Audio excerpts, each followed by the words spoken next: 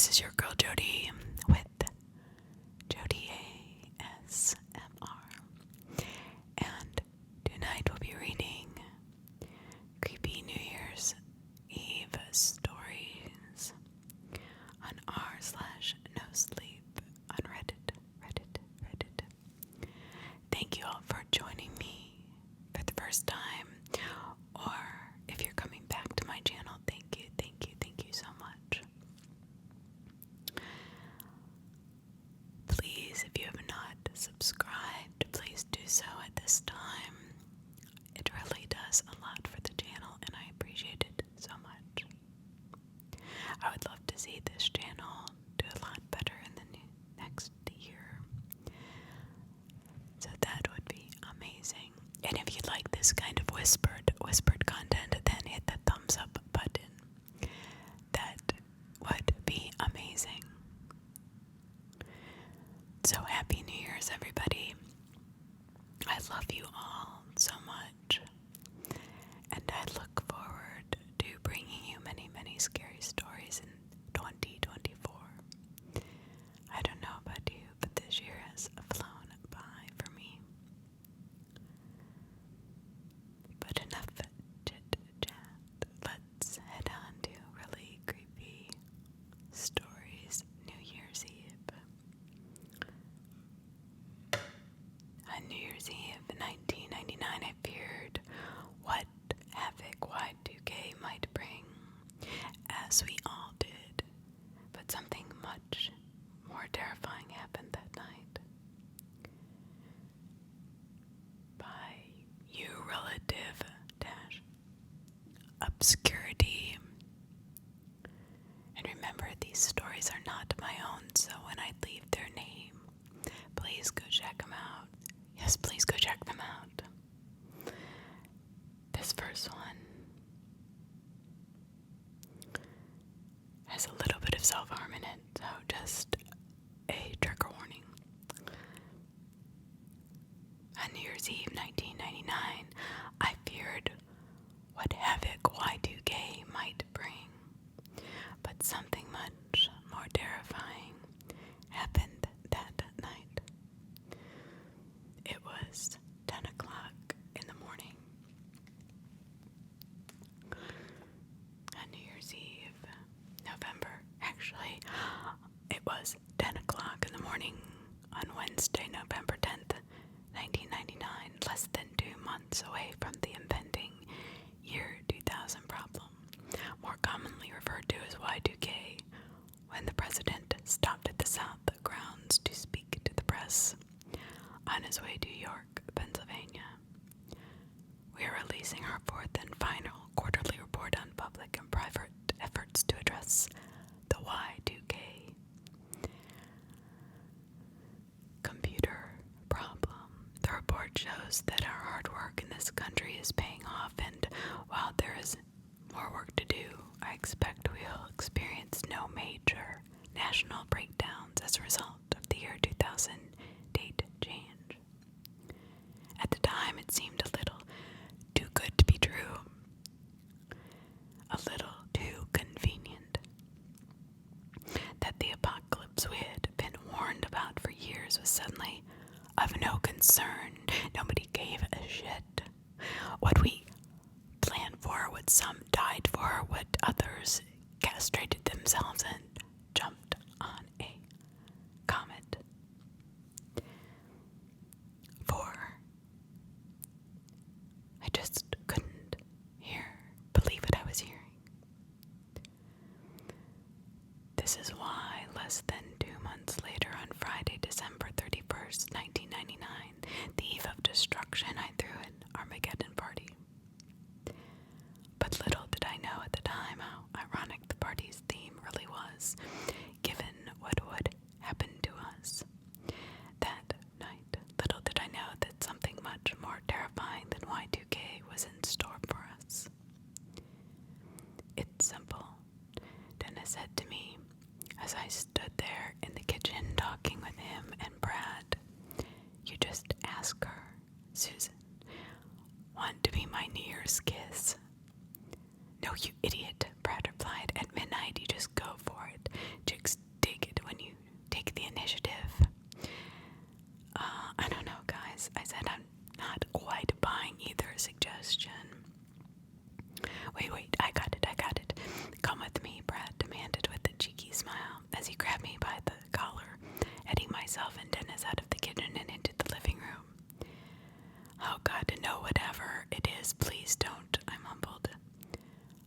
was too late. Ladies and gentlemen, Brad called out to the group of friends who were gathered around the coffee table, laughing and drinking.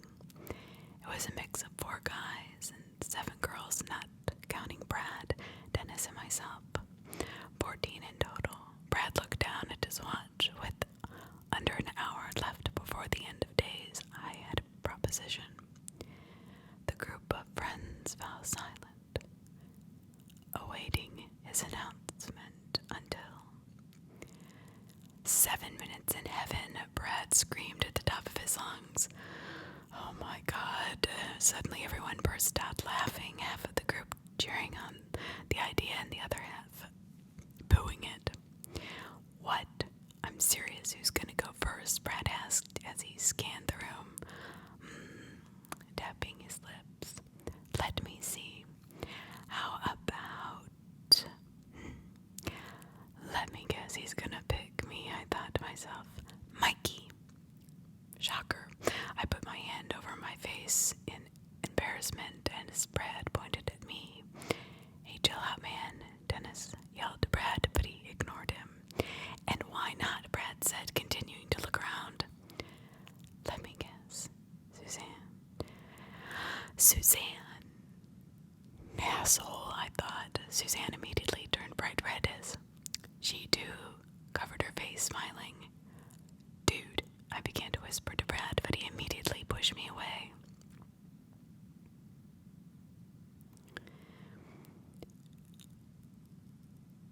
Well, what say you and Suzanne? Totally up to you, no pressure. The group turned to Suzanne. Sure, why not? And then back to me. I replied, but before I could continue, Brad opened a nearby closet door and shoved me in it. What are we in high school here? Middle school. Thank me later, he said with a wink. You're an asshole, I replied with a dirty look. And like that, Susan walked over, stepped into the closet with me, and shut the door behind her. That's when things got weird. And not like a good weird, like very, very bad weird. You see, a few minutes later, while Susan and I were making awkward small talk in the closet, discussing how long we should let everyone think that we're making out, because, well, let's be honest, I didn't have the courage to initiate making out. We heard this odd commotion. At first, I think I heard something like a knock at the front door of the apartment, a conversation, raised voices, each drowned out by the TV speakers, which were blasting a telecast of the New Year's Eve countdown live from New York City. Well, we didn't think much of it. What was that? Susan asked me. I don't know. Maybe someone called the cops on us for being too loud, I offered up. It was a shot in the dark, pun intended. You want to step out? Nah, they'll figure it out. I was relieved that she declined the offer and chose to stay in there with me. Maybe I have a shot after all, I wondered. But then the commotion grew louder as it moved into the living room directly outside the closet door. Open the door a little, Suzanne whispered, clearly a little concerned now. I did as she asked and quietly cracked the closet door just a little, just enough so that we could see a sliver of what was going on in the living room. That's when I first saw them. Yes, a group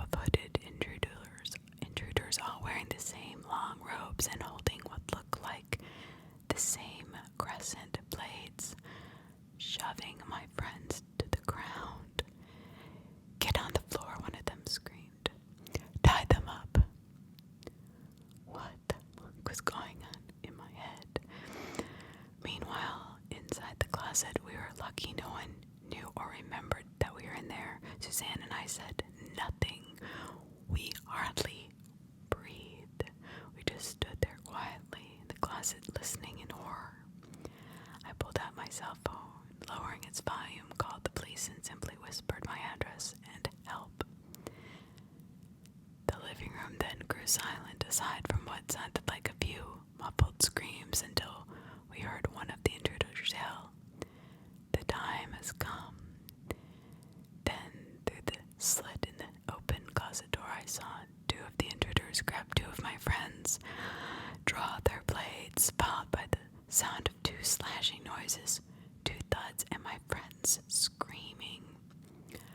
I squinted through the opening of the door to see what happened and spotted two friends lying on the floor, blood pouring out of them and seeping into my carpet. "You have been both fulfilled of your duty and your service to this life. May the end of the millennium and the world as we know it bring you safely into the next." Then I saw the very same intruders who had just killed my friends raise the very same blades that they had executed them with and execute themselves, toppling to the floor beside them. "It's a fucking Y2K death cult," I thought to myself. I would later learn that I was right. The same ritualistic sacrifice went on a few more times, performed by two members of the cult at a time, and two friends at a time, as Suzanne and I clung to each other in the dark, our hands covering each other's mouths. Through the crack, I eventually saw the last of my friends, Dennis and Brad, fall to the floor. At that point, only two intruders remained, with no one left to sacrifice. Two are missing," one said to the other. "Find them," the other replied. "We must join the others in the afterlife." Assuming that they were referring to Susan and I, and anticipating that they would find us any minute now, I quietly reached down in the dark closet.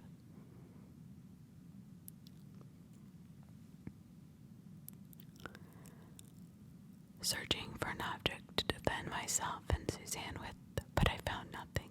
Fuck. It was then that I devised a plan wherein, should the intruders open the closet door, I would leap at them with all my might, tackle them to the ground, and attempt to take their weapons.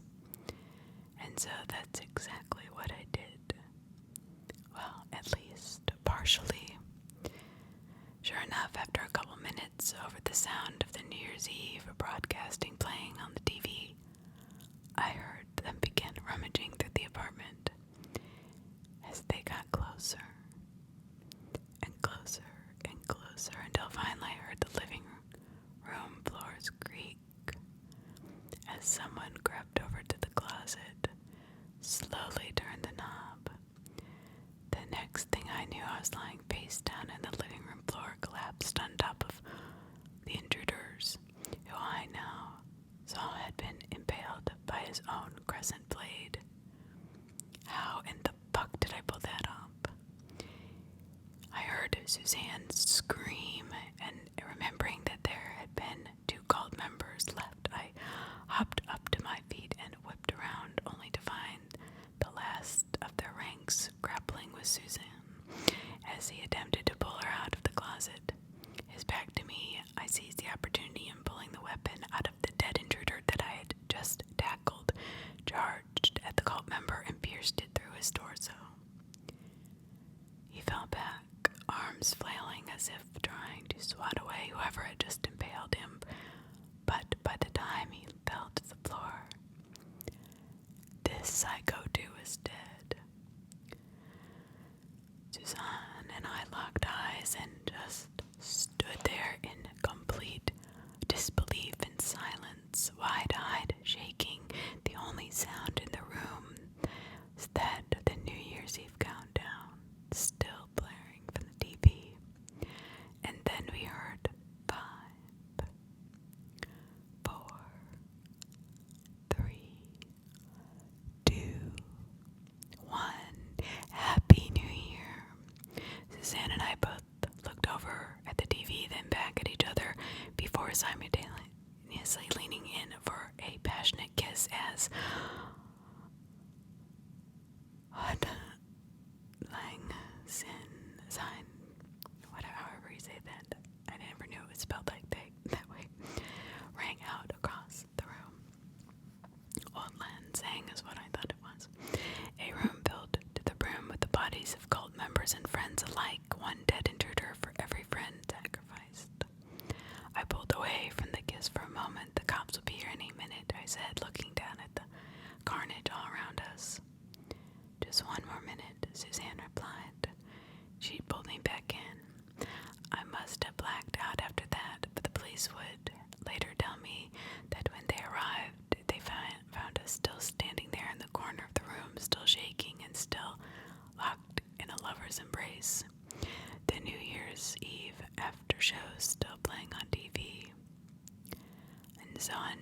Saturday, January 1st, 2000, the entire world let out a huge sigh of relief as the feared Y2K disaster failed to materialize, instead welcoming in the dawn of the new millennium. In the 24 years that followed, many have looked back on the Scared as a flop, debating whether the anticlimactic outcome was inevitable, a speculation blown out of proportion, or that the efforts of those who headed the warnings prevented what would have been an actual catastrophe. We may never know, but for Suzanne and I, we look back on it as something else. We are still together, 23 years later, almost 24.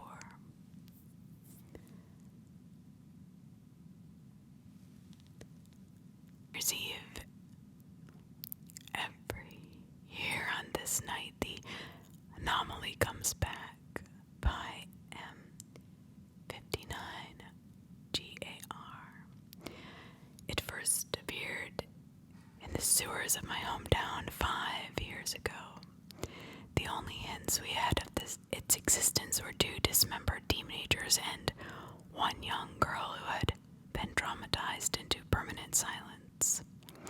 At the time, disturbing as the event was, it was hard for police to justify spending resources on kids that had been deemed quote-unquote undesirables. The questions focused on what the 3 had been doing in the sewer on New Year's Eve, not on who had been doing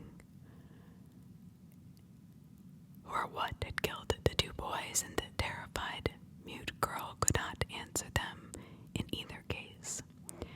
We did not have much to do in my town other than drink, so our debates at the bar went in circles before fading over the next few months.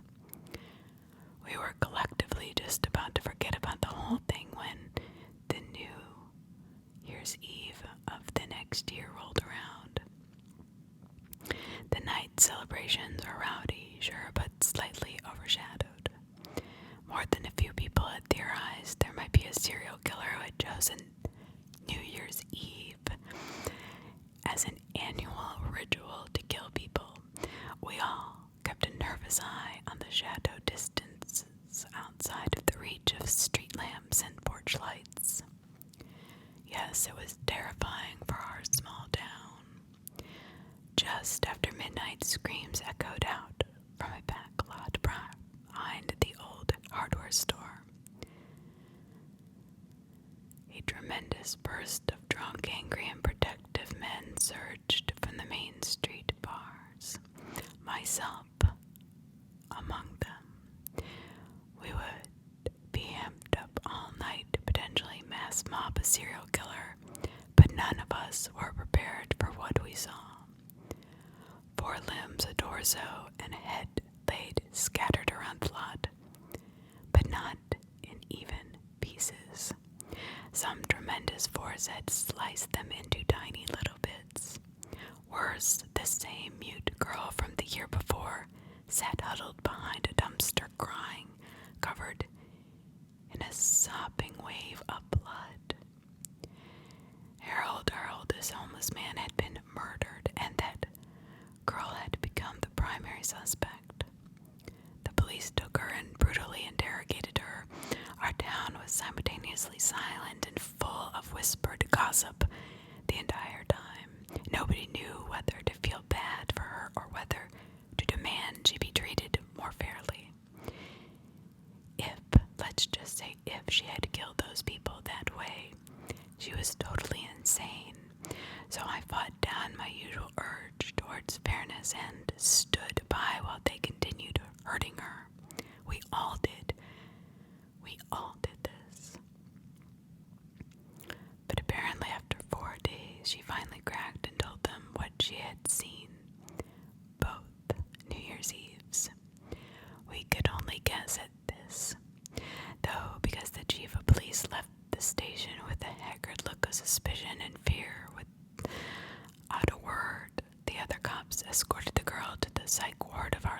hospital and left her there indefinitely. They looked for a hypothesized serial killer for a few months, but neither scene held any forensic evidence.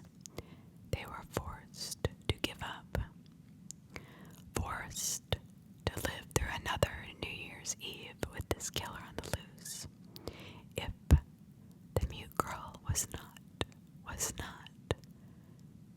the killer. I don't know. Not that it mattered. The next New Year's, they were all killed just after midnight. A veritable cyclone of gore and crafted chunks exploded across Main Street. I was sitting in Rudy's pub with the other guys when the window suddenly went dark red with blood like rain. That thump scared the living daylights out of us, and we ran to the door when we realized all the windows were opaque with blood. I can't describe the scene outside. Suffice it to say, the sewer drains nearly overflowed. Our entire police force, several doctors, and numerous patients from the psych ward were later pieced together out of the mess. But sitting dead center was the same girl, knees curled up, arms over her head as foot-deep blood swirled past her. Yet again, she had been the only survivor. Only this time we knew we were not dealing with a serial killer. Something far worse was happening. The girl, of course, had more or less lost her mind. She was also still drugged up from the ward and told us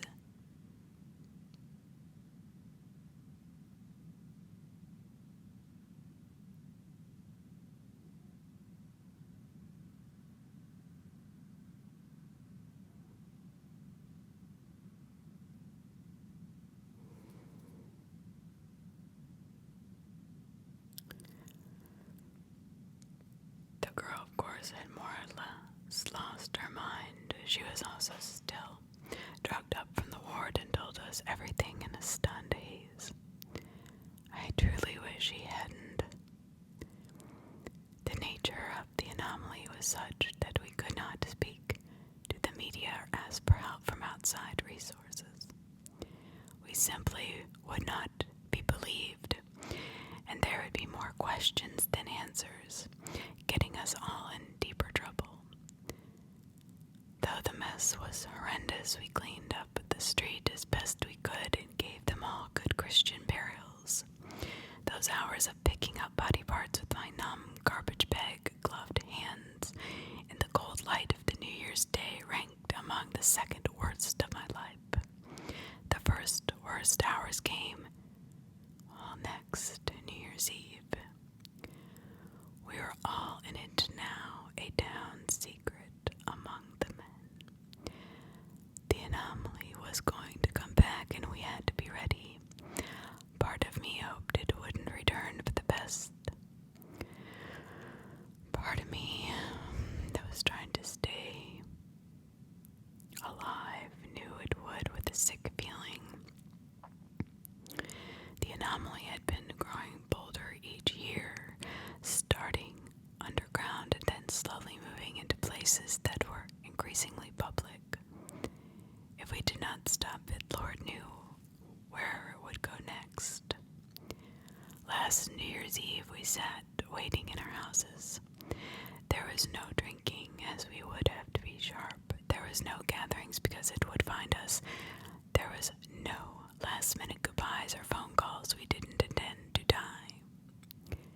It came between one blink and the next, just before midnight, and just as the poor girl had said, she was my first sight. This would be her fourth time through nightmares. She didn't scream, she didn't move, she seemed completely resigned to her fate. Recovering from the blurry, odd feeling of being taken, I looked around at the others. There were the 43 men we'd expected, the girl and several wives and children. My heart sank as I saw them. Someone had screwed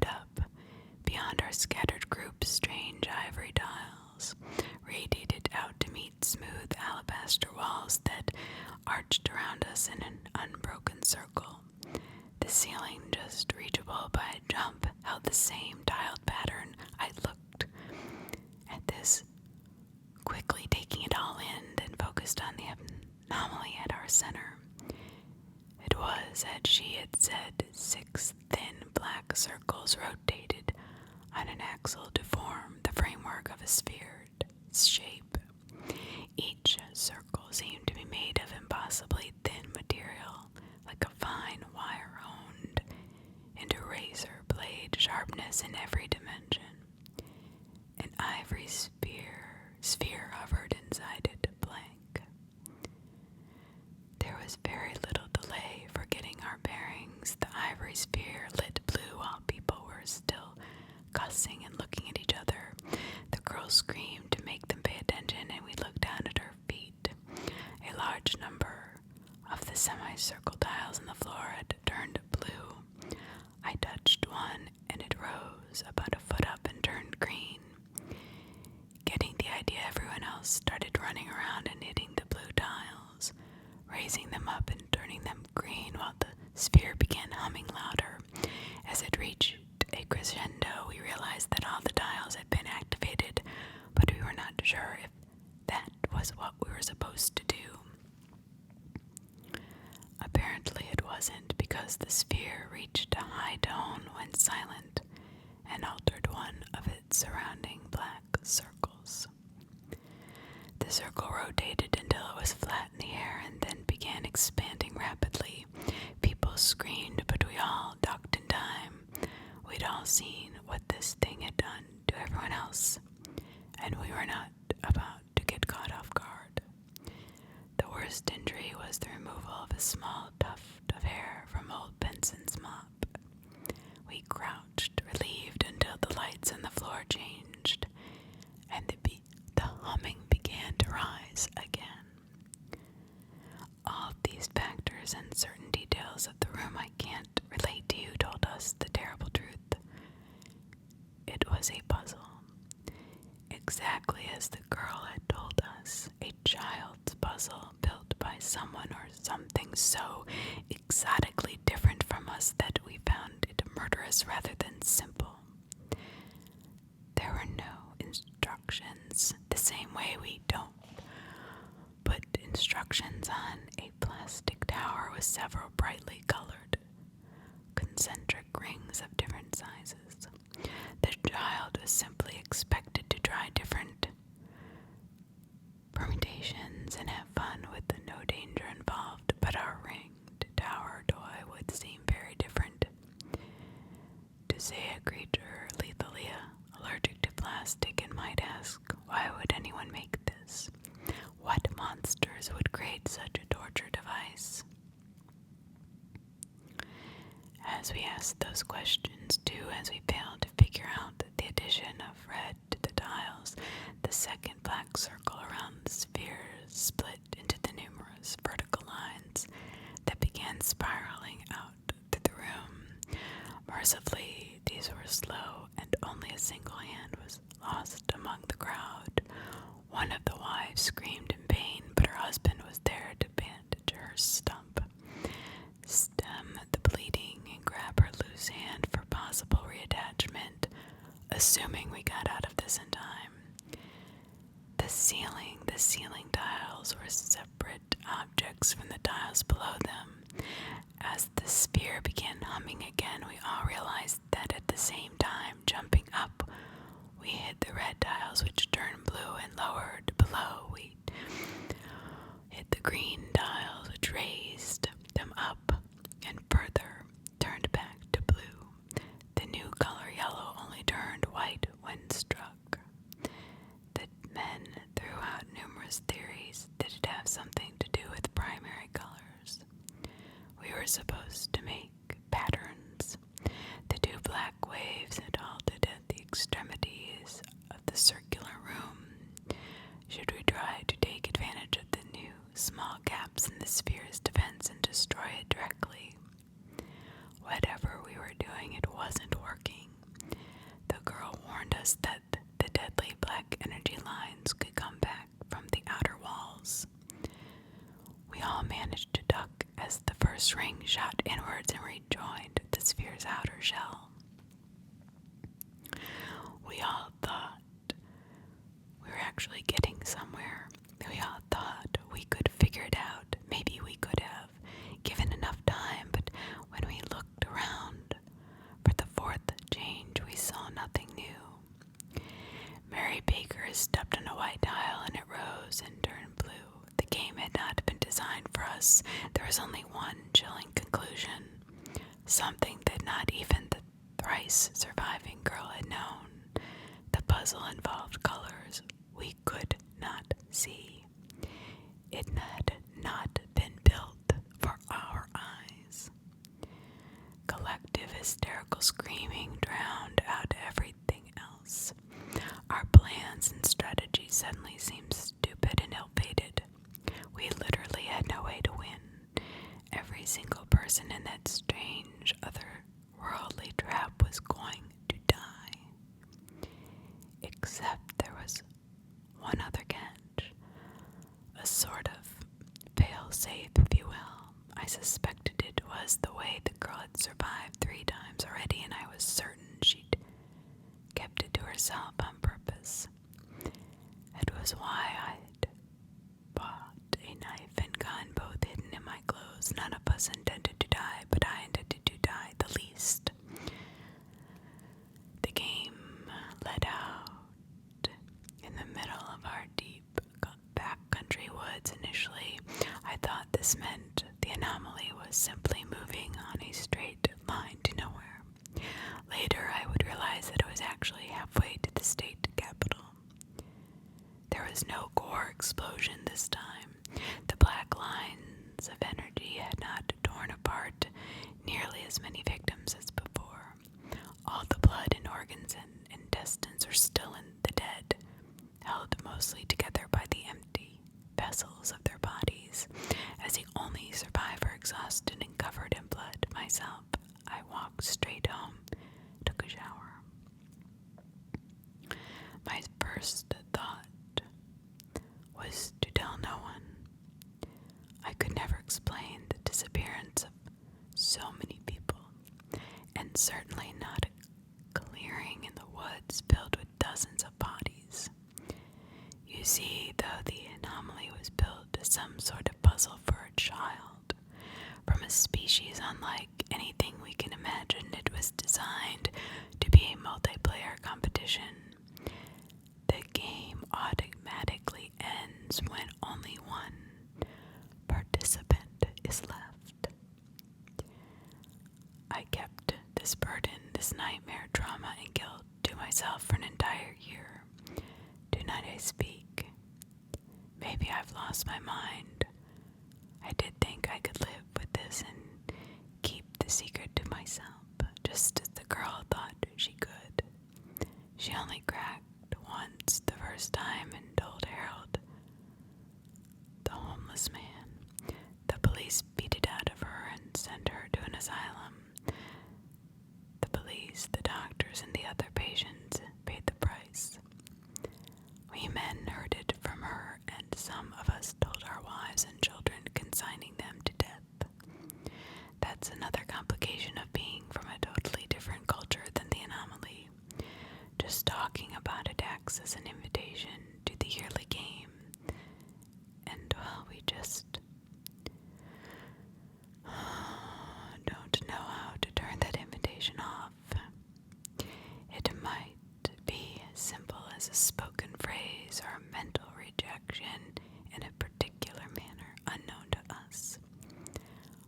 Or it might be something that requires organs or perceptions we don't have. In any case, this year, tonight, I speak because I have no idea what might happen if I'm the only player.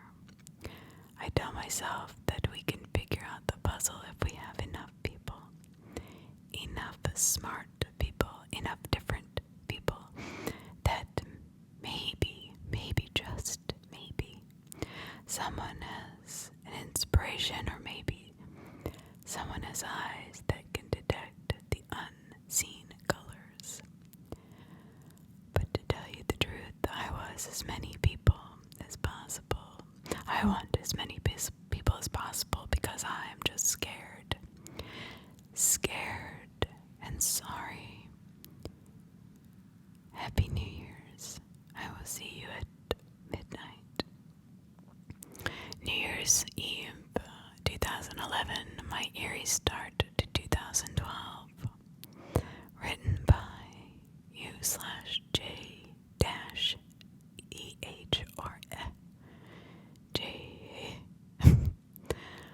I didn't have much planned on New Year's Eve as usual. My friend Aaron was having a family party he invited me to and asked 2 other friends to join. Me, Aaron, and Nat, short for Natalie, and Anthony, are all chilling in his basement. At around 9:30 p.m., Aaron gets a text from a number he's never seen before. It reads, "Yo, I'm outside." He goes outside, checks to see if anybody's there, but nobody is. He comes back down to the basement and asks if we have that number in our phones, and ironically, or not, none of us do.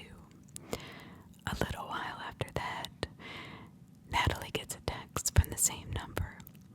It also reads, "Yo, I'm outside," but this time she replies with, "Yeah, where are you outside?" Then she gets a text back saying, "Turn around, bitch." In horror, we all were in the basement together and clearly nobody was behind her. We figured that someone was trying to really mess with our minds.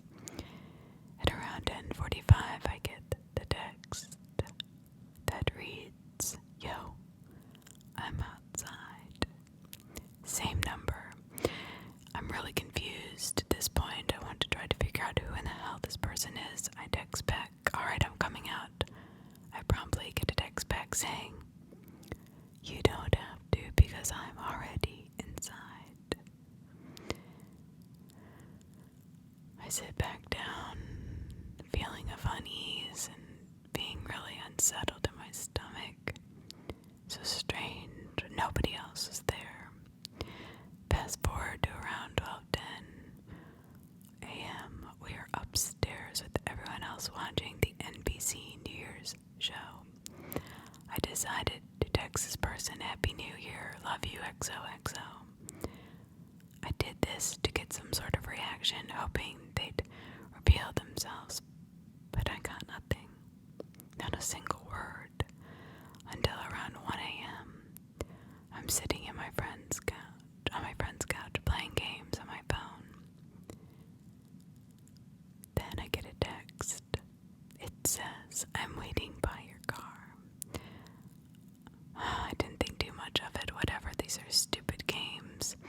I just text back, "What's my license plate number?" A couple minutes go by. I get a reply which said, "You drive a Honda, right?" I'm thinking, big deal, lots of people drive Honda. Around 1:30, I'm pulling on my shoes to leave and I get another text. "I'm ready to leave now, are you?" Now I can't lie, that was a timely text, so I got a little rattled. Alright, I had been rattled, but this was really disturbing. I put on my shoes anyway and went out the door. I had to drop off Anthony and Natalie. We walked to my car, and before getting in, I checked the back seat and the surrounding area. Nothing or no one in sight. We all pile in the car. Here's where things get really creepy. Now I could have made a 3-point turn and drive out the way I came in. I was too lazy to reverse. I drove straight, thinking I knew the area well enough to make the proper turns to get out. I ended up making a right turn prematurely, and I quickly realized I made the wrong turn. My phone vibrated in my jacket. I got another text. "Hey asshole, you're going the wrong way." I was shocked. I slammed on my brakes on the side of the road. I wasn't. lost. I'm in the suburbs after all. I just made a wrong turn. I stayed put until a couple of cars passed me. I turned to the back seat. I asked Natalie or Anthony, who were playing on their phones, and they said they had no idea what was going on, but they didn't seem as rattled as I was. It seemed like he was kind of picturing or pulling me out of the crowd, maybe because I texted him Happy New Year, I don't know. I tried to put that behind me and continue driving. Nobody was in the car. Nobody was around us. How could this person know? We come to a stop sign where we have to make a turn onto the main road. Anthony's house is the last one on the left. I decided to turn right. As I'm driving, Anthony says, "What the hell are you doing?" I tell him just want to see what happens if the guy texts me. I drive about a mile up and turn into an empty parking lot in a plaza. I do a big circle, come out the way I came in. Alright, relief sets in at this point a little bit. I pull out and head towards Anthony's house, and then my pocket vibrated again. Stop with the detours, jackass. I am still here. I was shocked, shook up, my adrenaline pumping, my heart racing. I am afraid. I am truly afraid. Fuck it, I'm turning off my phone, and I left it at that. I didn't drive all the way home. I asked if I could chill at Anthony's for a bit. I ended up sleeping over. What creeped me out was the timeliness of all the texts. How could this person know exactly what I was doing at that time? But this is what sealed the deal. The punctuation and grammar. I know that sounds silly, but friends don't really text like that.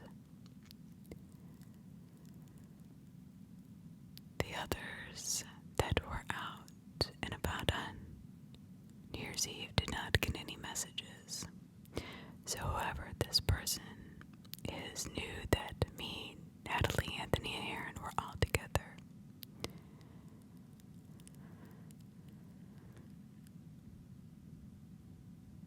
So when I got a new phone, I didn't want to carry that number over.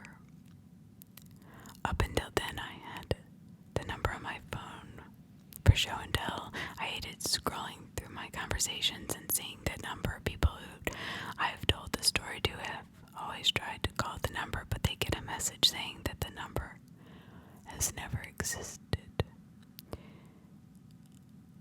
I haven't dived into this too deep. I've changed numbers and do not have those messages on my new phone. On one hand, I felt that something really bad could have happened if I kept probing into it. Luckily, nothing has happened so far, but on the other hand, I don't have any closure, and sometimes paranoia sets in. Paranoia that this person who found my number the first time will easily find my new number again.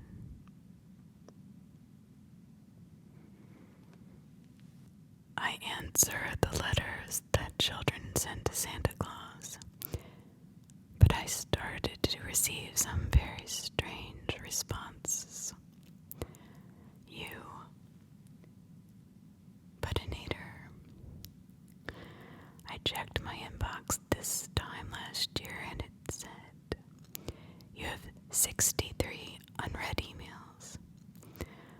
Oh shit, this is going to be a long night. Sure, I love Christmas, but much as the average person, I guess, and like earning a bit of extra money.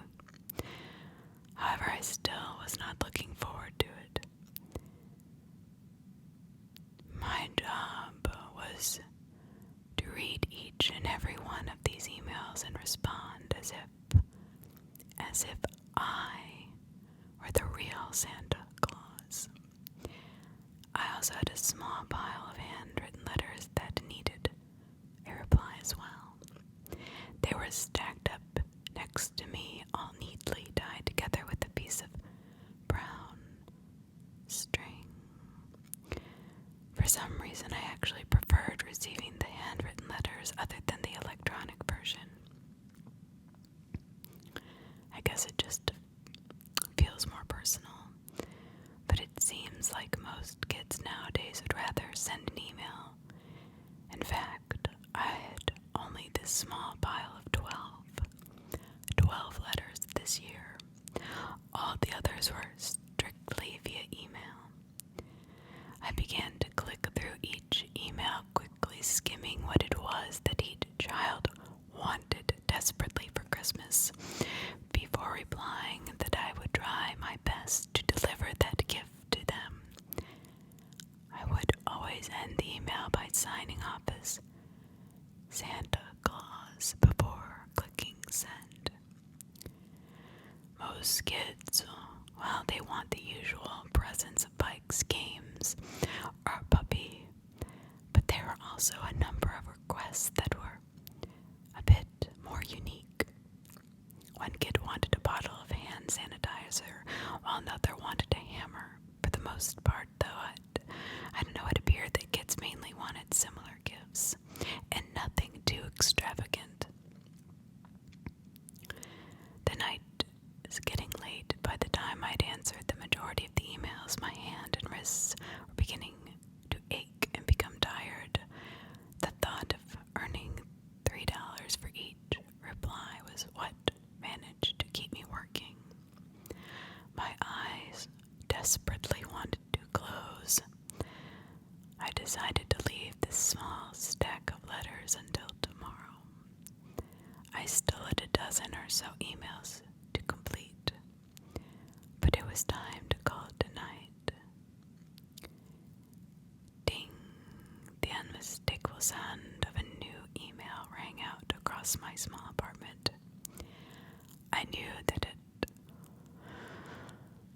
was not going to be responded to until morning at least, but I wanted to read what it said before making acquaintance with my bed. Holly, good work on responding to all those emails tonight. I know it's mentally draining. I know you are working hard at it, but I just want to make sure you are also replying to the handwritten letters that I sent over to you this morning. These kids need a response to thanks, Michael. I've never met Michael in person, but when it came to getting my job done, he was in constant contact with me. Michael was a decent boss, but sometimes could be a bit pushy and a tad demanding. I was going to respond to the letters as well, but both Michael and the kids would have to wait until tomorrow to hear back from the fake Santa wasn't even a man. I was just about to finish closing the lid on my laptop when I heard another unmistakable ding sound. Another email had come through. I thought most kids would be in bed at this late hour and not sending a Christmas wish list via email. But I was curious, so I flicked my laptop back open and read the new email. The subject consisted of only 6 words. It read, "On the first day of Christmas." Unsure of what this meant, I opened the email and read what was written. It did not take me long to read the words because it was only 2 sentences long. The caroler sent to me a partridge hanged in a pear tree. I reread the email a couple, 3-4 times, making sure that I wasn't just overly exhausted and my eyes were not playing tricks on me, that I had actually correctly comprehended the message. I knew what was written logically, but I didn't entirely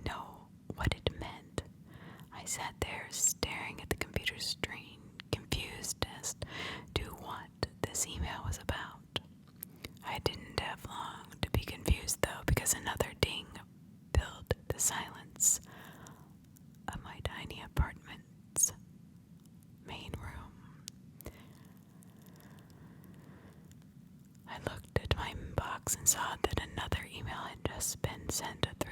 This time there was no subject, but the actual contents of the email was once again only a few sentences long. The first Noel, the angels did slay the caroler. What? This email also made mention of the caroler, and I was unsure as to who exactly that was supposed to be. Maybe just someone playing some sort of stupid, creepy, weird prank. I'd seen enough horror movies to not completely dismiss this as such. More often than not, things like this turn out not to be a practical joke, so I was wary as to what was really going on in this person's mind. I thought it was best not to respond to these emails, but I knew that I should not just delete them and forget about them either. Ding. Damn it. This time when I checked the email, it only contained a single sentence another time from a famous Christmas song. Silent night, holy night, shepherds quake at my sight. The caroler. The caroler signed his name at the bottom of the email, again making sure I knew this letter was from him, her, them, whoever they were. I was starting to feel strange, a strange sense of dread and fear, like my body knew that something was clearly wrong, but my brain was still trying to decipher what exactly was wrong. I was definitely concerned by the caroler's use of the word slay. Ding, ding. There were 2 dings this time, both of them making me jump slightly in my seat. My eyes darted back to the top of my inbox list, and I saw 2 new emails just arrived. Again, no subject. I opened the first one, and it read, "Bells on Bob's tail ring, making his spirit rise." The caroler. The second email, also from the caroler, contained another quote from another joyful Christmas carol. "Joy to the world, for I have come."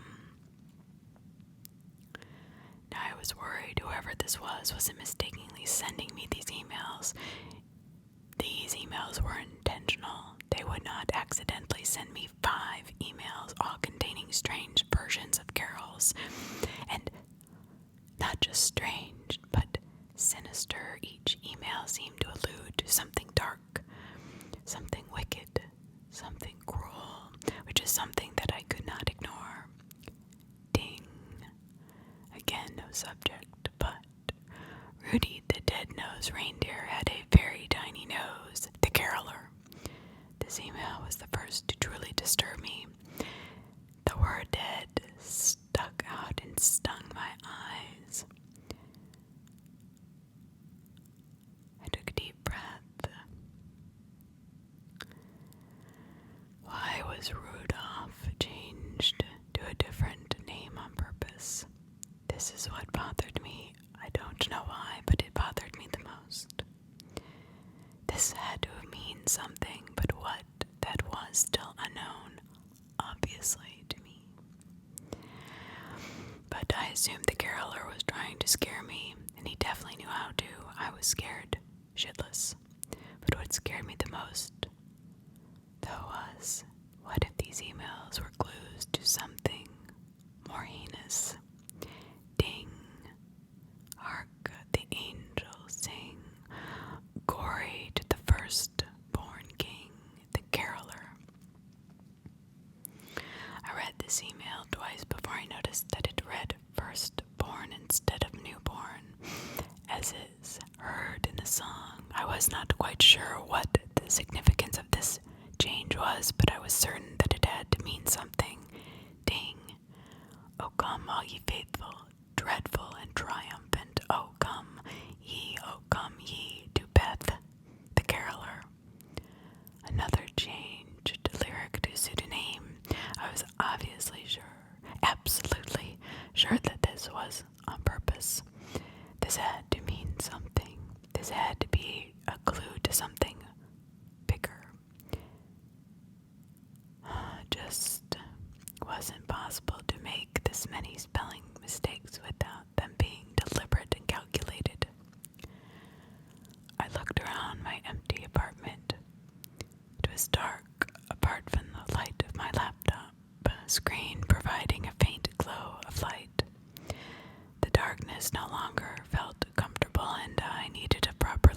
outdoors to help calm myself down. I needed to be able to see everything that was inside the apartment just in case. I stood up out of my seat and only took one step towards the light switch when I heard another ding. These damn dings. I didn't want to look at it, not until the light was on. I continued to walk towards the light switch while constantly looking through the darkness, hoping not to see anything within it. I reached the switch, flicked it on, and quickly glanced around the room. I sighed a bit of relief. It was empty. Only the wardrobe, my desk, and my bed were present. I quickly walked back over to the laptop, but as I did, two more distinct dings rung out across the room. Whether I reached the laptop again, I had 3 unread emails. When I reached the laptop again, I had 3 unread emails that had just been sent through. And the first email read, "He sees you when he's sleeping," spelled Hugh. "He knows when he's awake, the caroler." I paused to take in what I had just read before moving on to the second email. "Bad tidings I bring to you and your Finn, the caroler." The final email, which was the longest so far, read, "And Carol out in the snow.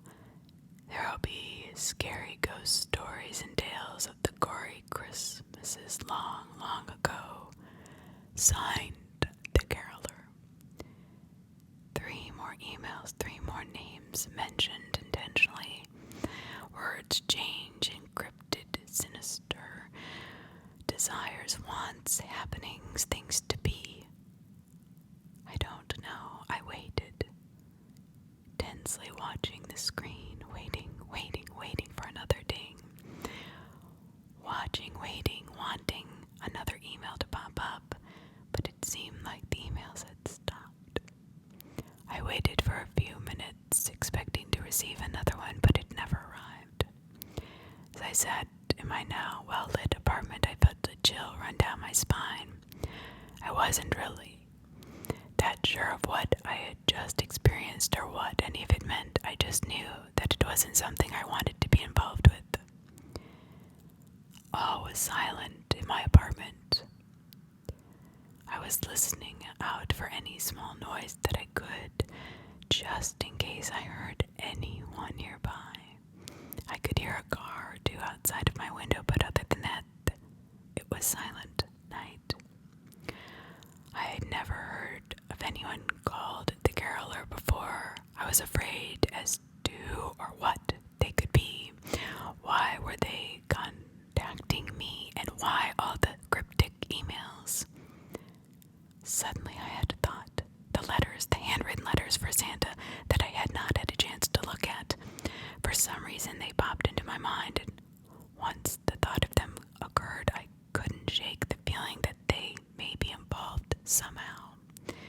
I looked to the side and towards the bundle of envelopes that were beside me. I reached out and grabbed the top letter on the stack. I tore it open and pulled out the single sheet of paper that was inside. The piece of paper was only small, and it only had a few sentences written on it in small, incredibly neat handwriting. "Dear Santa, for Christmas I want to be a partridge in a pear tree. From Georgia Partridge." I instantly knew that this was all connected somehow and frantically grabbed the second letter. I tore the envelope that contained the second letter. I pulled the piece of paper out of the envelope and quickly unfolded it. Again, there was a small note written in the same neat handwriting as the previous letter. "Dear Santa, all I want is to be found in the fields as I lay, from Noel Dover." I read the letter, then froze. I recognized that name. Noel Dover. I had heard it before. I swear I had. I just couldn't remember where. Pushing the thought of his name aside, I had sat at the top of the pile, tore it open, and plucked it out. The same handwriting greeted me in what now felt like a taunting manner. Dear Santa, for Christmas I want to sleep in heavenly peace, from Henry Shepherd. Then it struck me. I remember how I knew the name Noel Dover. I thought I did, so I went back to my laptop and searched for his name. I was right. I had correctly remembered where I knew his name from. Search enters day 12 for missing camper.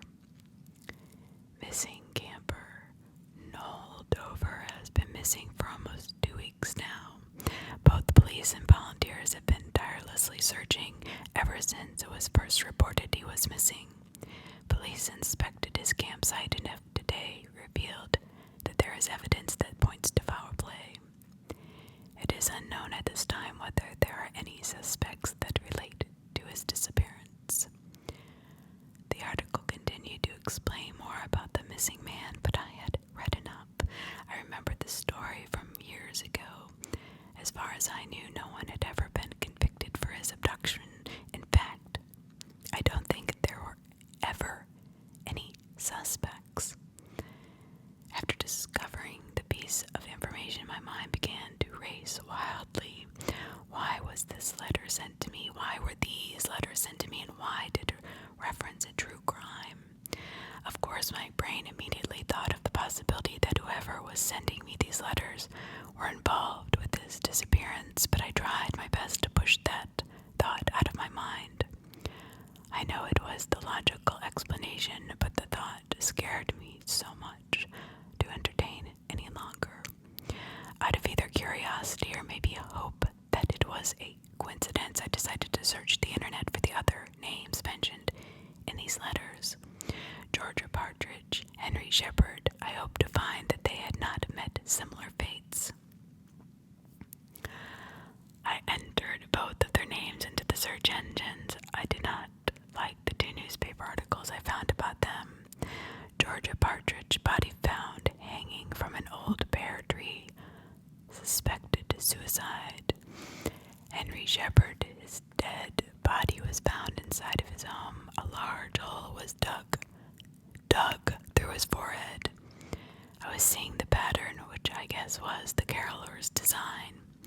The disturbing trend of the names from the letters all belonging to dead individuals was one that I wished I wasn't involved with.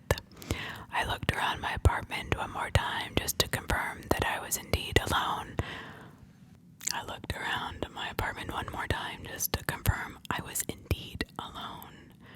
I could not make out anything out of the ordinary, just the usual furniture and clutter. I turned back around to face my laptop and slowly declining stack of letters. I had to know what else was hidden within those envelopes. Of course, I was terrified to see what else they would reveal, but I had to know. I also needed to know why they had specifically been sent to me. I pulled the next letter that was resting atop the pile and opened it. Dear Santa, I want to sing a sleighing song tonight from Robert Calling. Another clue that directly related to the emails I had previously received. Bells on bobtails ring, making his spirit rise. The email that had mentioned Bob rushed through my head. I had no doubt in my mind that if I researched his name, he would be dead, indubitably dead as well. I decided that I didn't really want to know about Bob's fate, so I moved on to the next letter and read it. Dear Santa, I want to hear the angels' voices ring from Joy Gold. I read through this letter once before tossing it to one side and opening the following letter. Dear Santa, I want to meet Slasher and Dancer, Prancer, and Vixen from Rudy Lang. After reading this letter, which also was written in the exact same handwriting as all the previous ones, I turned back to my laptop. I looked back through my email inbox and began to cross-reference the letters with the emails I had been sent. So far, they were all in the same order, and each name that was involved in the email was the same name that each letter was from. I guess at this stage, my curiosity got the better of me, and I decided to try and find out what had happened to Robert, Joy, and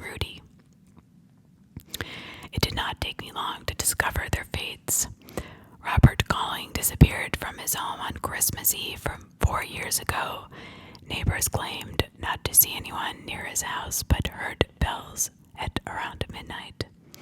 Joy Gold was strangled to death in her own home. A long piece of tinsel was discovered close to her body. Rudy Lang disappeared 11 years ago. His body never been found. All that was ever located was his nose, which was cut off his face and left on his mantle beside a number of Christmas cards. I know at this point I should have phoned the police or phoned anyone really, but I guess my morbid thoughts and curiosity took over. I needed to know more. At this moment I heard what sounded like a slight creak behind me, and I jumped out of my seat and turned around quickly to see what it was. Nothing out of the ordinary was apparent inside my apartment. I couldn't see anything or hear anyone other than the sound of my own rapid beating of my heart and thumping out of my chest. I turned my desk chair slightly so that it was angled in a way that meant I could see the door to my apartment, and I could still easily reach the letters. I wanted to have eyes. I could facing outwards in the main area of my living space so I could see the front door. I didn't think anyone would try to enter my apartment, but I wanted to be able to see in case they did. Once I was satisfied that I would be able to see anyone entering the apartment, I grabbed the next letter and opened it. Dear Santa, I want to join the triumph of the skies, from Jacob King.